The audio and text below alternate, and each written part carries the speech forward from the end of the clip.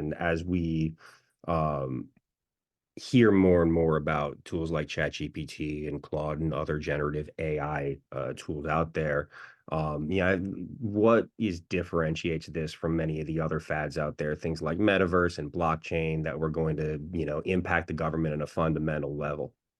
Yeah, I think, after the cloud, which had, is, Nick, right, a huge impact in the federal space. I Mhm. think, there was initially some skepticism at first, and rightly so. I think there are more constraints in the federal space, especially on the national security side. You can't, you have to be a little more careful than maybe if you're a startup in Silicon Valley.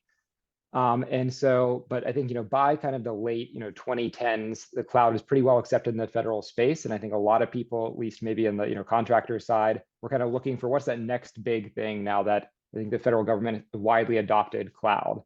And we had, the blockchain, we had the metaverse, and people started pushing those. And I think that those can be really useful technologies. Like I think the blockchain in gaming is really interesting, but doesn't have as much applicability in the federal space. Maybe the metaverse and digital twins has some impact.